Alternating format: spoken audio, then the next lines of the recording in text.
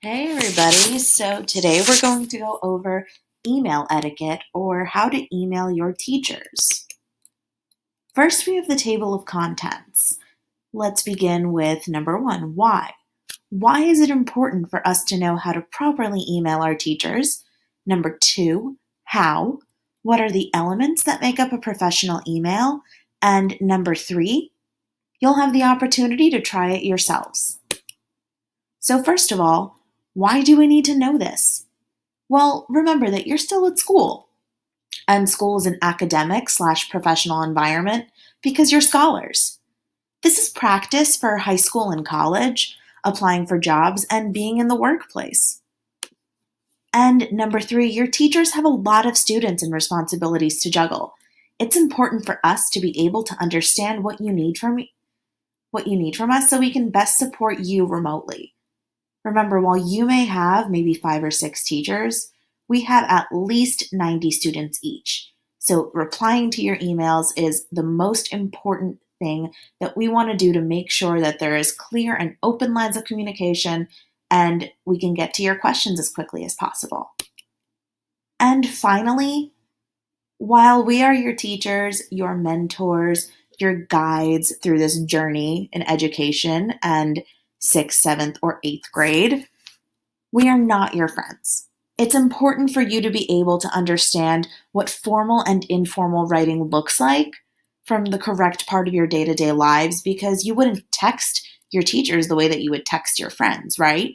You would want to send us a professional email to show us that you respect us and to show us how much of a scholar you are.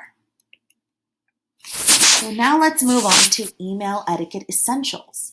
Before you send that email, you have to make sure that you have all of these etiquette essentials checked off of your list. First, a short and relevant subject line. Second, an appropriate greeting for your teacher. Third, a clear point or purpose for sending the email. Fourth, formal language as opposed to informal language or something that you would use like when you're chatting with somebody or in a text message.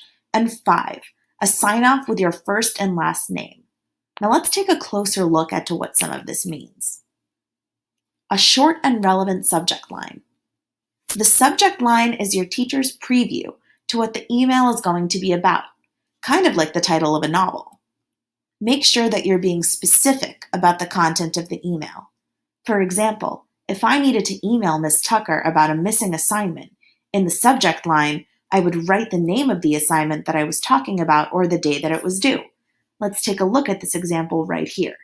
You see that I'm emailing Miss Tucker, and in my subject line, I'm writing missing assignment September 22nd to September 23rd, which was our first assignment of the year.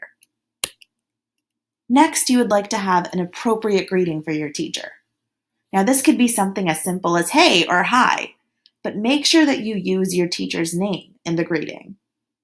This is important because an email is basically a letter, and you wouldn't open a letter without saying anything. It's like we said before.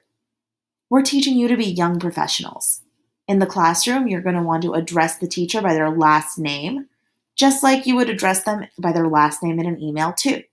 So some appropriate greetings are good morning, afternoon, or evening, depending on the time of day. Hi, hey, or hello. And then if you want to be very formal, you can also say dear Mr. or Mrs. So in the example down here, you'll see I'm saying, good evening, Miss Tucker, because, for example, I'm sending her this email at 9 o'clock at night.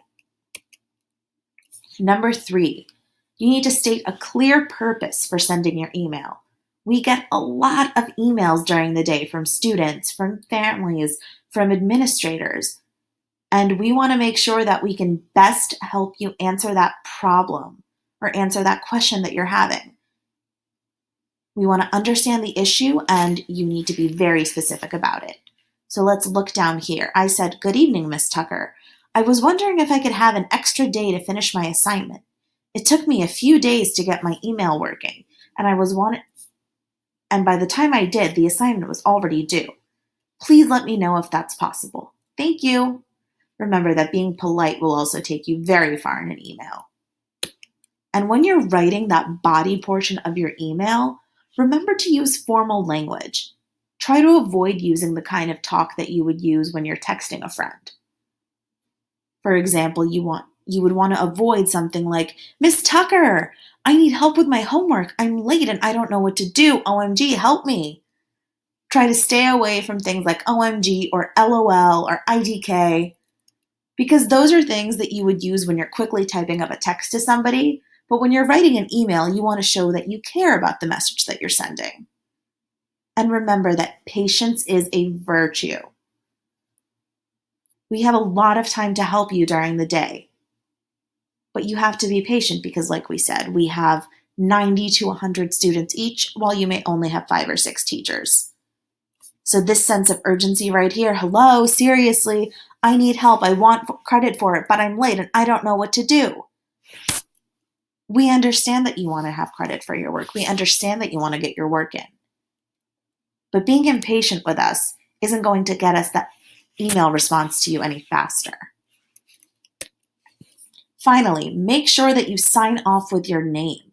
Now that you've written the body of your email, you can use a few of these phrases followed by your first and last name. We want to make sure that we know exactly which student that we're addressing and who to help with their problem. So number 1 would be good evening. You could say thank you in advance if you're asking a question. And if you want to be a little bit more informal but still appropriate, you could say best or best wishes. And of course, if you want to be very formal, you could say something such as sincerely. So for an example here, I'm ending my email to Ms. Tucker by telling her to have a good day and writing my first and last name. Now, in the upcoming slides, you're going to have an opportunity to practice writing a professional email to your ELA teacher. If you have 2 teachers, you can pick one, or you could address it to both of them for extra practice. Don't forget to record yourself when reading the email out loud, and when you're done, you can post it to the Flipgrid. All right, have a great day, everybody.